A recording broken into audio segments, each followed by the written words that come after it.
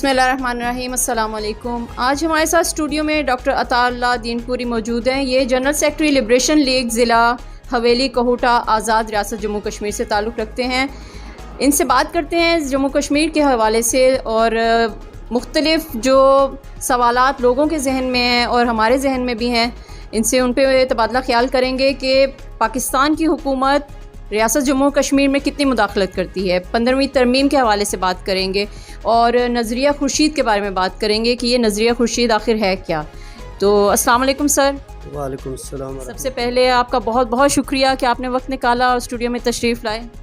آپ کا بہت شکریہ کہ آپ نے ہمیں وقت دیا اور بولنے کا موقع دیا، جزاک اللہ۔ سر سب سے پہلے تو آپ مجھے بتائیں کہ یہ نظریہ خورشید کیا ہے؟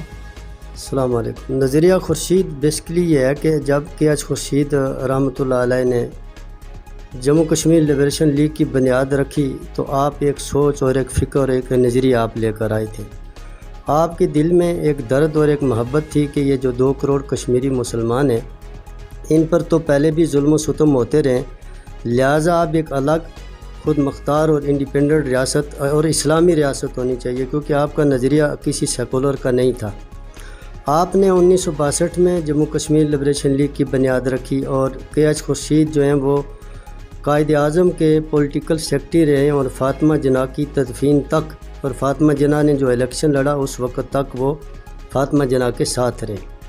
اس کے بعد قائد اعظم کی وفات اور فاطمہ جناح کی وفات کے بعد آپ نے پاکستان گورنمنٹ سے یہ مطالبہ کیا، کیونکہ 1947 میں جب ریاست ٹوٹی ہے، مہاراجہ ہری سنگھ کی جائز اور وارث حکومت کو اللیگل طریقے سے توڑا گیا، تو یہ 4,500-5 ہزار مربع کلومیٹر کا رقبہ جو ہمارے حصے میں آیا، اس میں کوئی حکومت نہیں تھی، کوئی ووٹ ڈالنے کا حق نہیں تھا، کوئی سپریم کورٹ، کوئی ہائی کورٹ، کوئی لوئر کورٹ، کوئی قوانین یہاں نہیں تھے، اور 16 سکیل کا ایک آدمی پاکستان سے جا کے ہم پر حکومت کرتا تھا۔ کے ایچ خورشید رحمۃ اللہ علیہ کی سب سے پہلی کاوش یہ تھی کہ ایک الگ ریاست کا قیام عمل میں لایا جائے، جس کا اپنا جھنڈا ہو، اپنا صدارتی نظام ہو، اور اس کے بعد پھر کے ایچ خورشید رحمۃ اللہ علیہ اس میں کامیاب ہوئے۔ آپ آزاد کشمیر کے پہلے آئینی صدر منتخب ہوئے، اور اس کے بعد آپ نے آزاد کشمیر میں بلدیاتی نظام لایا، آپ نے آزاد کشمیر میں سپریم کورٹ بنائی، ہائی کورٹ بنائی، لوئر کورٹ، یہ قانون اساس اسمبلی اور صدارتی نظام آپ لائے، اور سب سے پہلے بلدیاتی نظام جب آپ لے کر آئے تو مقبول بٹ شہید رحمۃ اللہ علیہ نے مظفر آباد سے BT ممبر کا الیکشن بھی لڑا، اور اس طرح کشمیریوں کو ووٹ ڈالنے کا حق ملا، کشمیریوں کی سوچ فکر میں تقویت ملی ان کو، اور اس طرح کے ایچ خورشید رحمۃ اللہ علیہ یہ چاہتے تھے، ان کا مطالبہ تھا پاکستان سے کہ آپ آزاد کشمیر اور گلگت بلتستان کو بلا کے ایک ریاست ملا کر کے ایک حکومت بنائیں، اور اس حکومت کو سب سے پہلے جو ہے وہ پاکستان تسلیم کرے، اور مسئلہ کشمیر جو ہے وہ کشمیریوں کو دے دیا جائے۔ کشمیری کیونکہ پاکستان کے علاوہ دنیا کے ہر کونے میں اعلیٰ تعلیم یافتہ لوگ موجود ہیں، امریکہ میں موجود ہیں، لندن میں موجود ہیں، بیلجیم میں موجود ہیں، سویڈش میں موجود ہیں، ڈنمارک میں موجود ہیں، تو مقدمہ جو کشمیر کا یہ ہم خود لڑیں گے، کیونکہ میرے گھر کو جب آگ لگتی ہے تو اس کا دکھ مجھے زیادہ ہوتا ہے، کسی تیسرے فرد کو اس کا دکھ نہیں ہوتا، اور ہم بہتر طریقے سے کشمیر کا مقدمہ لڑ سکتے ہیں۔ اگر ہم یہ سمجھتے ہیں کہ اگر 71 میں آپ نے ایک لڑائی لڑی انڈیا پاکستان نے، اس میں کتنی کامیابی انڈیا کو ہوئی، کتنی پاکستان کو ہوئی، اس میں ہم نہیں جانا چاہتے، لیکن 72 میں انہوں نے شملہ معاہدہ کر کے اندرا گاندھی کے ساتھ ساز باز کر کے 2 فریقی مسئلہ کشمیریوں کو بنایا، جبکہ کشمیریوں کا جو اصل وارث تھے ان کو اس مسئلے میں شامل ہی نہیں کیا۔ تقریباً 35,000 جو جنگی قیدی ملٹری کے لوگ تھے بنگلہ دیش میں، ان کو چھڑانے کے لیے ذوالفقار علی بھٹو صاحب نے 2.5-3 کروڑ کشمیریوں کا سودا کیا، اور وہ شملہ معاہدہ جو ہے آج تک ہمارے گلے میں لٹکا ہوا ہے۔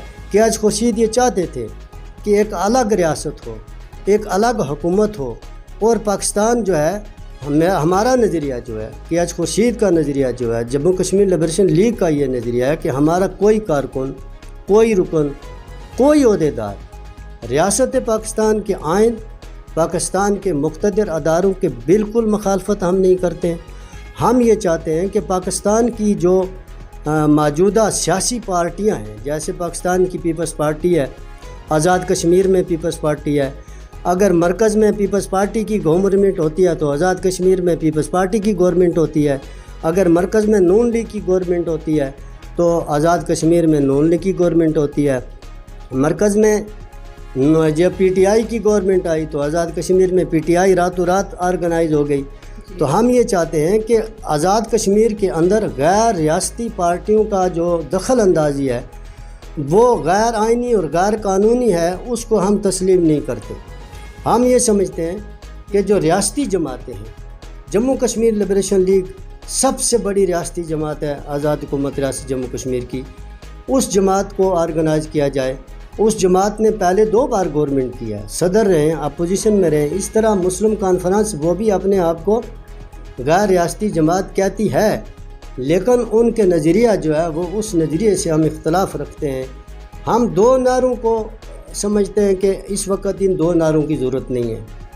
ایک تو علاقے پاکستان یا کشمیر بنے گا خود پاکستان، دوسرا نعرہ انڈیپینڈنٹ کشمیر کا ہے۔ کشمیر تو ہی انڈیپینڈنٹ ہے، اس سے پہلے بھی انڈیپینڈنٹ تھی اور رہے گی انڈیپینڈنٹ۔ اب ہمارا نظریہ یہ ہے کہ کشمیر کو سب سے پہلے آزادی ملنی چاہیے، وحدت ریاست کے 3 کروڑ مسلمانوں کو آزاد کر کے اقوام متحدہ کے چارٹر کے مطابق رائے شماری کرائی جائے۔ سر، آپ نے لبریشن لیگ کے قیام کے بارے میں بتایا، اب اس کی موجودہ صورتحال کیسی ہے اور اس کا مستقبل آپ کتنا کہ روشن کرتے ہیں، اس پہ ذرا بتائیں۔ اس وقت جموں کشمیر لبریشن لیگ کے جو صدر وجید ملک صاحب انتقال کر گئے نا، تو خواجہ منظور قادر اس وقت ہمارے پاس 6 ممبر ٹوٹل، لیکن میں سمجھتا ہوں کہ خواجہ منظور قادر صاحب کی اتنی محنت اور اتنی محبت اور اتنی کاوشیں کہ ابھی ہمارے پاس تقریباً 100 مجلس عاملہ بنی ہے۔ اور اسی وقت ہم نے بڑا اجرت میں فیصلہ کیا، ہم نے اسلام آباد میں اجلاس بلایا 2021 میں، جب یہ صدر بنے تو ہم نے 13 امیدوار جو اسمبلی کو ٹکٹ دیا پھر آزاد کشمیر کے لیے، اور انشاءاللہ ہمیں 400 ووٹ ملا، 200 ووٹ ملا، لیکن ہمیں کامیابی ملی، اور انشاءاللہ آئندہ لبریشن لیگ کا مستقبل جو ہے وہ روشن ہے۔ اور لبریشن لیگ ہی ایک جماعت ہے جو مسئلہ کشمیر کو حل کرے گی، لبریشن لیگ ہی ایک جماعت ہے جو 3 کروڑ کشمیری مسلمانوں کی نمائندگی کر رہی ہے اور کرتی رہے گی۔ آپ کے علاقے کے مسائل کیا ہیں، یعنی تعلیم کے حوالے سے، صحت کے حوالے سے کیا مسائل ہیں، ان کے بارے میں آپ بات کریں کہ کتنے کے حل ہو رہے ہیں اور کتنے کی ضرورت ہے مزید توجہ کی ضرورت ہے۔ بہت شکریہ، آپ نے میرے ضلع کے حوالے سے مجھے سوال کیا، مجھے خوشی ہو گیا۔ میں جس اسکول میں نے پڑھا تھا پرائمری میں، ابھی میں 50-55 سال کا ہو چکا ہوں، لیکن میرا اسکول پرائمری اسی طرح، میرا جو ضلع ہے اس کے اندر کئی گرد مسائل ہیں۔ وہاں پر ہیلتھ کا نظام بالکل پورا نہیں ہے، ایجوکیشن کا نظام نہیں ہے، روڈز کا نظام نہیں ہے۔ اس کے علاوہ بچیوں کے لیے تعلیمی نظام میں بہت پرابلم ہے۔ مثلا میرے علاقہ ضلع حالت جنوبی سے اگر ہم ہوتا شہر میں بچی کو اکیلا بھیج ہی نہیں سکتے، 5 کلومیٹر کا سفر ہے۔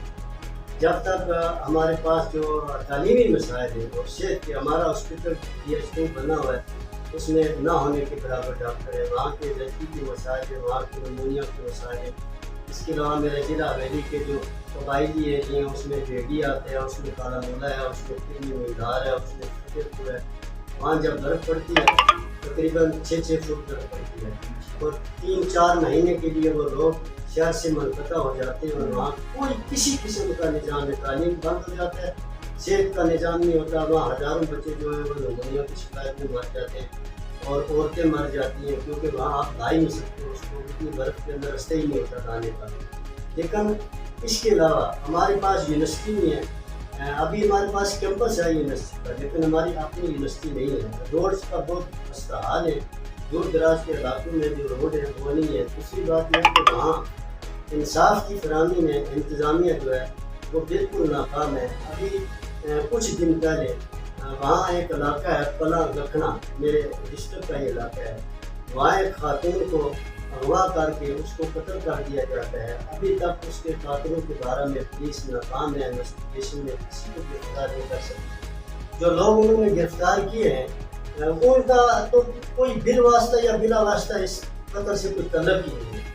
इसके अलावा जिला हवेली के एक सैयद मकसूद काजमी जो है, उनको रावलाकोट पुलिस ने बुला के थाने के अंदर उसको रात को कत्ल करके सुबह उसको गाड़ी जो है वो CMH रावलाकोट में छोड़ के और पुलिस हरासत के अंदर कत्ल हुआ है। अभी लोग सरापा एहतजाज हैं वहाँ पर उस खातून के कत्ल के लिए भी और मकसूद शाह काजमी के कत्ल के लिए भी, लेकिन अभी तक कोई गिरफ्तारी नहीं हुई है। चंद पुलिस वालों के ख़िलाफ़ कार्रवाई हुई है, गिरफ्तारी हुई है, उसमें चकसवारी के लोग भी मौजूद हैं। लेकिन मैं समझता हूँ कि फैसल राठौर साहब और दीगर जो वहाँ के ज़िम्मेदारान हैं, क्योंकि मिनिस्टर हैं फैसल राठौर साहब और चौधरी आमर अजीज़ जो हैं वो PTI का वहाँ पर इलेक्शन लड़ा है उन्होंने, तो मैं समझता हूँ कि वो इस मामले के अंदर मदाखलत करें और इन कातिलों की गिरफ़्तारी में इंतज़ामिया को जो है ना वो उनके साथ कहें उनको कि भाई इसकी जो है गिरफ़्तारी करें। इसके अलावा हमारे जो चौधरी मोहम्मद अजीज़ साहब हैं वो सीनियर मिनिस्टर हैं।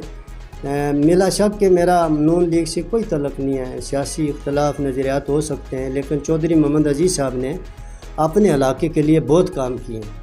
उसने बिजली घर बनाया, उसने रोड्स दिए, पक्की रोड्स दिए, कुछ स्कूल ने बना के दिए, बहुत ऑर्गेनाइजेशन किया है। तो वो आजकल जो हैं वो बीमार हैं। मैं उनके लिए दुआ सेहत की दुआ भी करता हूँ और मेरी दुआ है कि अल्लाह ताला चौधरी मोहम्मद अजीज़ साहब को सेहत शफ़ाए व कामला अता फरमाए। जज़ाकल्लाह खैर। जी सर, आखिरी सवाल मुझे आप ये बताएं कि हमारी जो पार्टी है लिबरेशन लीग, इसमें शमूलियत का तरीका क्या है? उसके लिए क्या कश्मीरी होना ज़रूरी है? दूसरा ये कि ये पार्टी माशाल्लाह काफ़ी पुरानी है, लेकिन इसके पुराने वर्कर्स जो हैं वो अब कहाँ हैं? क्योंकि दूसरी जमातें जो हैं वो ज़्यादा सरगर्म हो रही हैं और जो मेन पार्टी है जिन्होंने अपना एक मिशन स्टार्ट किया था जिन्होंने, वही गायब है, वो ज़्यादा सरगर्म नहीं है। तो उस हवाले से भी मुझे बताएं ज़रा। शुक्रिया। जम्मू कश्मीर लिबरेशन लीग का हर वो बंदा रुकन बन सकता है जो इसका तल्लुक़ रियासत जम्मू कश्मीर से हो। उसमें माजरीन कश्मीरी जो हैं वो भी इसके रुकन बन सकते हैं और आज़ाद कश्मीर के लोग भी इसके रुकन बन सकते हैं। दूसरी बात आपने किया है कि पार्टी कहाँ खड़ी है। इस पार्टी में ख्वाजा फारूक हैदर हमारा MLA था, चौधरी राज मोहम्मद हमारा MLA था, बैरिस्टर हमारा MLA था और दिगर बहुत सारे लोग हमारे MLA थे। ये सब लोग मफाद के लिए अपने पार्टी छोड़कर दूसरी पार्टी में गए और ख़ासकर बैरिस्टर ने पार्टी को बहुत नुकसान दिया। इसी तरह ये पार्टी से भागते रहे क्योंकि हमारे पास पैसे नहीं थे, हमारे पास माल नहीं था, क्योंकि ये पार्टी माल खाने वाली नहीं है, माल आवाम पर लगाने वाली पार्टी है। KH खुर्शीद, मैं आपको यहाँ एक बात बता देता हूँ। आज़ाद कश्मीर का सदर, आज़ाद कश्मीर का अपोजिशन लीडर, कायद आज़म का पॉलिटिकल सेक्रेटरी, जो गवर्नर जनरल का पर्सनल सेक्रेटरी वैगन पर बैठ के लाहौर अपने किराए के घर में जाते, ऐसा लीडर कश्मीरियों को मिल सकता है? या कोई MLA भी आज तक कश्मीर का वैगन में बैठ के पिंडी में आया? जब KH खुर्शीद साहब ने इंतकाल किया, पार्टी मजीद मलक साहब के पास आ गई। मजीद मलक साहब इंतहाई काबिल एहतराम और बहुत बड़े दानिशवर आदमी थे। वो इन सियासी दाव पेच को थोड़ा सा समझ नहीं सके क्योंकि दानिशवर थे वो। थोड़ी सी पार्टी में प्रॉब्लम आई। इसके बाद जब पार्टी मंजूर कादर साहब के पास आई तो 6 बंदों से अब 100 पर है और पूरे आज़ाद कश्मीर में इंशाअल्लाह पार्टी ऑर्गेनाइज हो रही है, जवान पार्टी में शामिल हो रहे हैं और आइंदा इलेक्शन तक इंशाअल्लाह हमारे पास बहुत सारे जवान भी शामिल हो चुके हैं, हो रहे हैं, ख़वातीन हो रही हैं। इंशाअल्लाह हम इलेक्शन लड़ेंगे और अल्लाह ताला हमें कामयाब करेगा। जी सर, आपका बहुत बहुत शुक्रिया स्टूडियो में आने के लिए। जी नाजरीन, हमारे साथ डॉक्टर अताउल्लाह मौजूद थे, जनरल सेक्रेटरी लिबरेशन लीग। इनसे बात की पार्टी के हवाले से और आपको भी काफ़ी इन्फॉर्मेशन मिली होगी कि लिबरेशन लीग है क्या, इनका मंशूर क्या है, इसका क़याम कैसे अमल में आया, ये अब कैसे काम कर रही है और इसका मुस्तकबिल क्या है। तो मज़ीद इस पर हम लोग प्रोग्राम करते रहेंगे इंशाल्लाह। अगले प्रोग्राम तक के लिए फरहान लोन को इजाज़त दीजिए। स्टूडियो में आने के लिए सर एक बार बहुत शुक्रिया फिर से। अल्लाह हाफ़िज़।